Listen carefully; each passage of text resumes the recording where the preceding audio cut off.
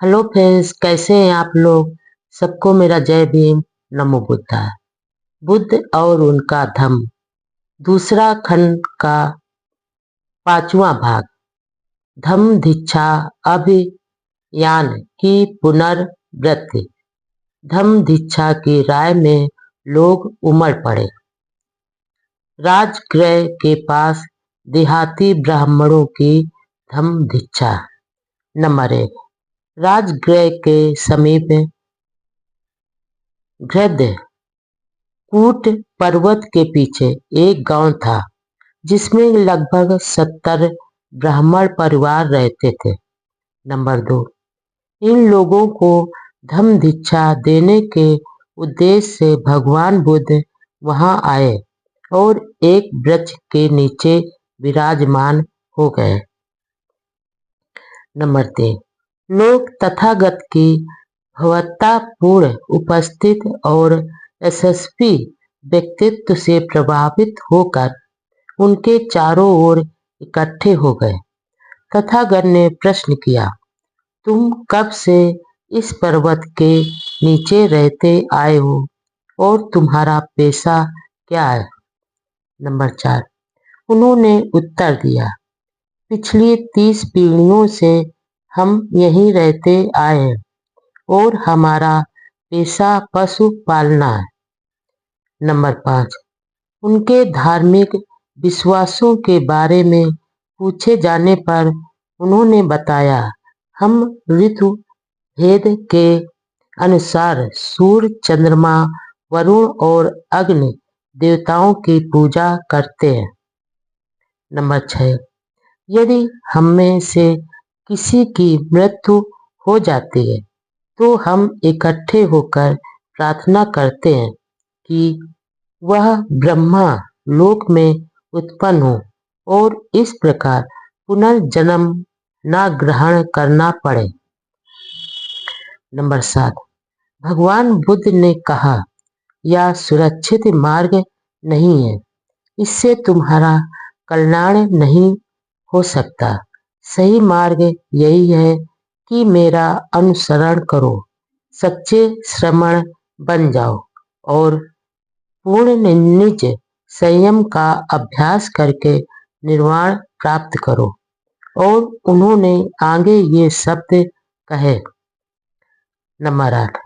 जो सत्य को असत्य और असत्य को सत्य समझ बैठते हैं, ऐसे मिथ्या दृष्टि संपन्न लोगों की कमी सद्गति नहीं हो सकती।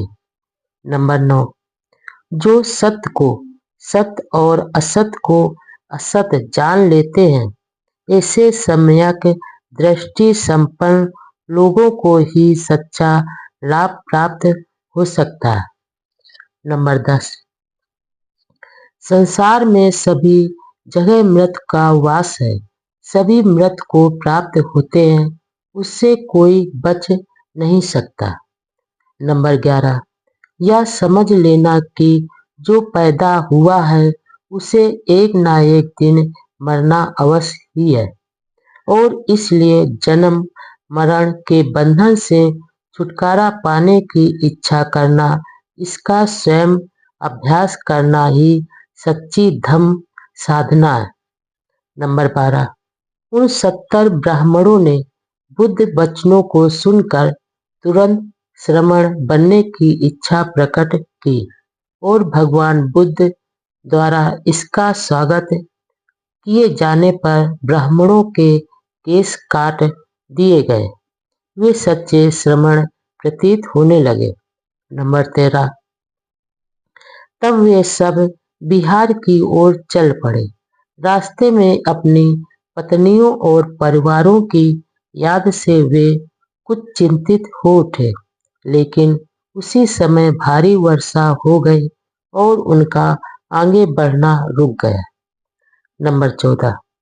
एक जगह रास्ते में लगभग 10 मकान थे जिनमें उन्होंने आश्रय पाया, लेकिन उनमें से एक मकान के भीतर जाने पर उन्होंने देखा कि छत से पानी चूकर आ रहा था, इसलिए भीतर वर्षा से बच पाने की बहुत कम संभावना थी।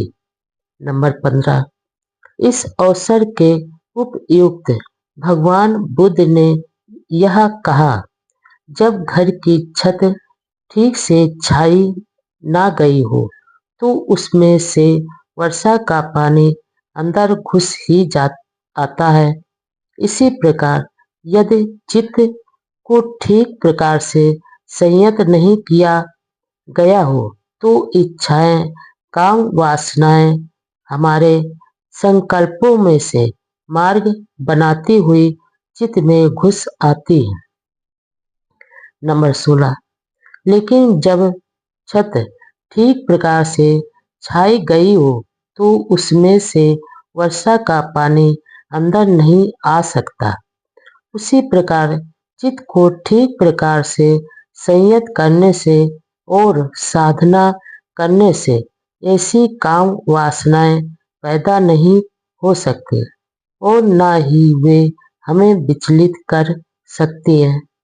नंबर 17, उन 70 ब्राह्मणों ने इन वाक्यों को सुना, यद्यपि उन्हें विश्वास हो गया था कि उनके द्वारा इच्छा काम इच्छा करना निंदनीय है, लेकिन फिर भी वे अभी संदेह विचिकित्सा से मुक्त नहीं थे।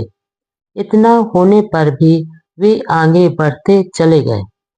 नंबर 18, जैसे ही वे आगे बढ़े तो उन्होंने पृथ्वी पर कुछ सुगंधित पदार्थ पड़ा देखा। भगवान बुद्ध ने उसकी ओर उनका ध्यान आकर्षित किया। इसके बाद थोड़ी ही दूर कुछ कूड़ा करकट पड़ा दिखाई दिया। बुद्ध ने उसकी दुर्गंध की ओर उनका ध्यान आकर्षित किया और उनसे कहा। नंबर 19, जो दुष्शीलों की संगत में रहता है वह उसी प्रकार दुष्शील हो जाता है जैसे किसी दुर्गंध युक्त पदार्थ को ग्रहण करने वाला स्वयं दुर्गंध युक्त हो जाता है। वह उत्तरोत्तर निष्कृष्ट होता जाता है और आकारण दृढ़शील वृत्ति का होकर आकुशल करने में दक्ष हो जाता है। नंबर 20, लेकिन जो बुद्धिमानों की संगत करता है वह भी वैसा ही हो जाता है। ठीक जैसे किसी सुगंधित पदार्थ को ग्रहण करने वाले के शरीर से भी सुगंध आने लगती है, वह उत्तरोत्तर बुद्धिमान होता जाता है, शीलवान होता जाता है, पूर्णता को प्राप्त होता जाता है और संतुष्ट हो जाता है। नंबर 21, इन सब गाथाओं को सुनकर उन 70 ब्राह्मणों को विश्वास हो गया कि घर लौटकर काम भोग का जीवन व्यतीत करने की उनकी इच्छा एक दोष युक्त मनोवृत्ति है। ऐसे विचारों से सर्वथा मुक्त होकर वे आगे बढ़ते हुए बिहार आए और साधना करके अल्प काल में ही अरहत को प्राप्त हुए।